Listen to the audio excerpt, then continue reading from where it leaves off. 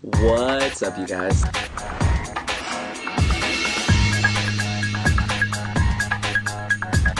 If I've said it once, I'll say it again. Never underestimate what can happen at YCS's outside of the US because crazy stuff happens. That's right, you guys. Altergeist finally got its win. Altergeist won YCS Sydney. Guy's name, I believe, was Onar. I probably pronounced that wrong. Forgive me. There's a live deck profile on Nerdy Jersey's channel. You guys can go check it out. We're here to talk about why Altergeist finally got its win, why Altergeist finally won a YCS.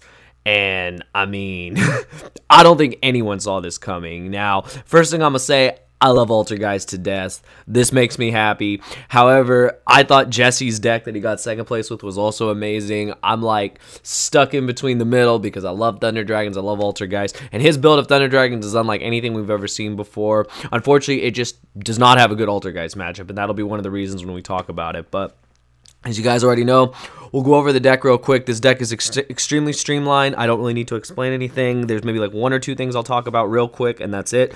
Other than that, we'll get into it. This is the deck that won YCS Sydney. I believe the attendance was like 800 plus people.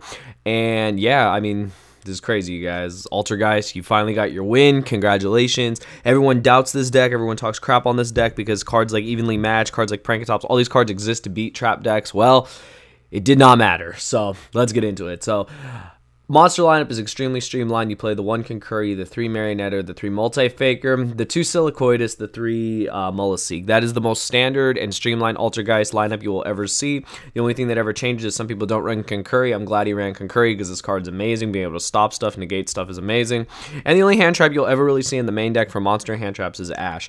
The reason is because this is a trap deck. This is deck that wants to see more of its traps, less monsters, you know, in the sense of less monsters that aren't Altergeist, that aren't your engine cards. So you can afford to play just 3 Ash and then 3 Impermanents, and you're good to go. So the monster lineup rarely will change from an Altergeist list. Spells, he played a full set of pot of Desires. He wanted to draw 2. I mean, you know, we've all been there. I've played 3 Desires. I played 2 Desires. I played without Desires. I've seen lists that don't even play Desires or that play Duality and stuff instead. He wanted the most consistent thing he could get, and he wanted to draw 2 without being limited by not being able to special summon if he played Duality. Makes sense. He played the 3 Wincon, the 3 Village, and he played 1 Terraforming. This way he can get to the Terraforming. He played the Terraforming over the Metaverse.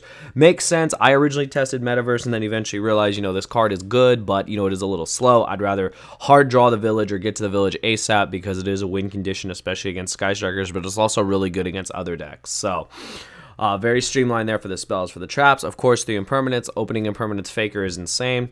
1 Manifestation, 2 Protocol. This is standard. A lot of people know this. Some people play a second Manifestation because of Desires. It's player preference. 3 Spoofing, best card, Order, Wincon. Now, this is the only thing I really wanted to talk about in the main deck. He decided to go back to 3 Rivalry. And I know in the past we have seen 3 Rivalry. We have seen it before. And I personally feel that this was something that he even said he added to the deck last minute, and this was something that, you know, I think really proved to be effective. Now, you guys are thinking this card sucks in the mirror match, of course.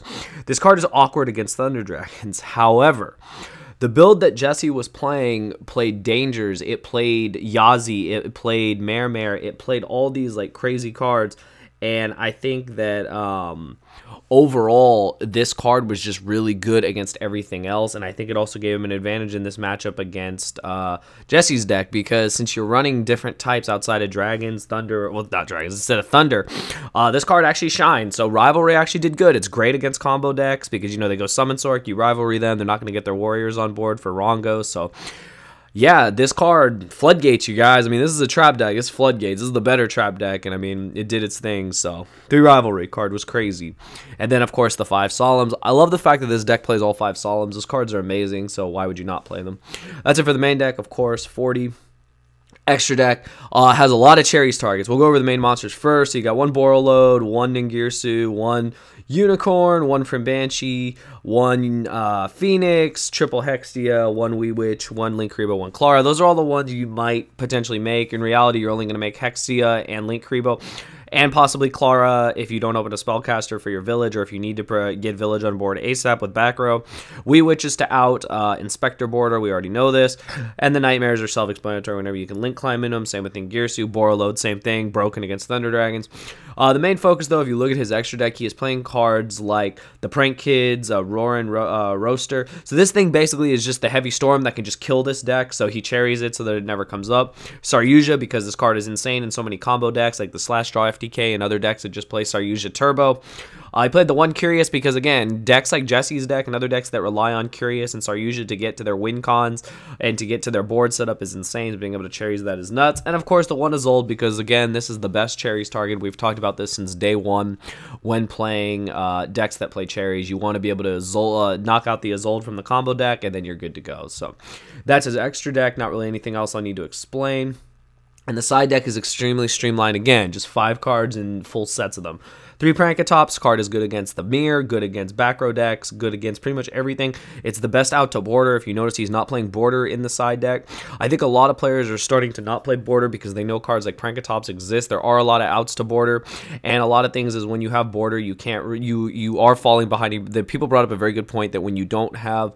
When all you have is border and back row, your deck isn't really starting to play because you're getting no Altergeist monsters on the board. So this card just really solid, really good against a lot of decks across the board. So yep, we've got the 3 Prankatops and we've got the 3 Lancia. I've stressed this card and preached this card forever. I think this card is amazing against combo decks. It's also a great counter to evenly matched, which is something I forgot to mention when I talked about this card, and that was my bad. This card is amazing against evenly matched, so you don't get evenly because this deck loses hard to evenly match. So I feel this deck loses harder to evenly match than any other deck, more than Sky Strikers, because yes, they do set spells, but they never really set as many cards as Altergeist do because they're all traps. So this card's amazing against Rongo, amazing against Thunder Dragons, really good against evenly matched and stuff like that. So card is solid. He played the 3 cherries. You guys have seen the targets, and excuse me, the 3 cherries are just, you know, kind of self-explanatory. They go in against the combo decks, and this is, again, the one deck that can really support cherries the best. You got the 3 evenly matched. I mean, what more can I say? This card is insane. Evenly plus Faker is game, plus really good in the mirror and against any, like, rogue decks, good against Thunder Dragons, good against everything.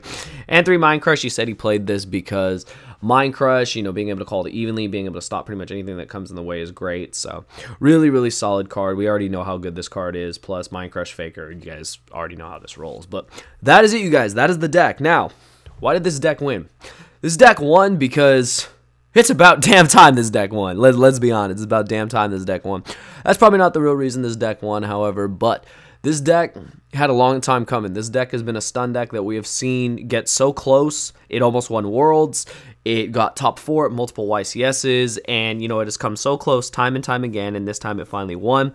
It had really good matchups across this board. The deck has a very, very, very good matchup against Sky Striker. Has a very good matchup against Thunder Dragons. The Thunder Dragon matchup is like one of its best matchups across the board, and if you're playing against mostly Thunder Dragons for the day, you're going to win, you're going to do well, and you're going to have a good tournament experience.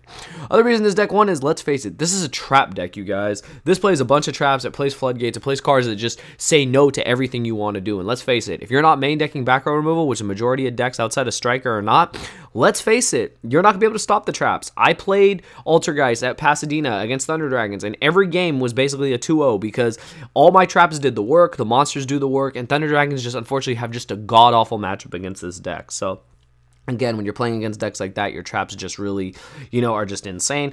Let's also face the fact that Silicoides is a Kirin that is legal, and you can play multiple copies. The card comes out through Multi-Faker, the advantage is insane, and the deck is just really solid and very good at what it does as a stun deck and a control deck. So those are the main reasons. And I want to talk about, of course, the elephant in the room, why this deck won. This deck won because of Secret Village of the Spellcasters. Let's cut the crap.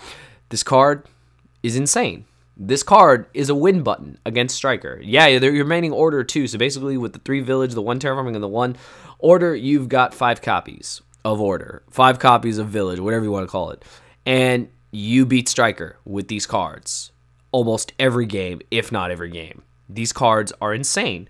And let's face it, when the majority of the room is playing Sky Strikers as it was represented in the pie chart, you're in a good position. Village has become a staple. This card is insane. This card is also really good against Thunder Dragons. People don't even realize that, like, okay, unless you can out the Village or you just don't draw spells and you're just using all your monsters, a lot of the spell cards in the Thunder Dragon deck are important. Like, depending on what build you play, Instant Fusion, Brilliant Fusions, Allures, all those spell cards, the Thunder Dragon Fusion card itself, all those cards are really important. So if they're, if they're stopping you literally with a Village and you can't play them, most of your deck doesn't work, and then you're just relying on your monsters. And guess what? Silicoides doesn't care how many Colossus you put on the board. It's just going to spin each one. Milliseek doesn't care how many Colossus you put on the board. It's going to spin each one.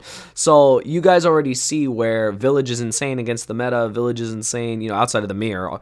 But the Village is insane against a lot of cards, and, you just really lock your opponent out. So it's pretty crazy. Overall, I think one of the main reason, though, is I think a lot of people, again, we know Altergeist exists, but I think a lot of people always disregard it, especially in Top Cut. They always feel the deck's going to just, burn out. And you know what ended up happening? It didn't burn out this time. It won the whole event. And, shout out to the winner. Shout out to playing Altergeist. Shout out for still playing this deck, because a lot of people are quick to disregard this deck.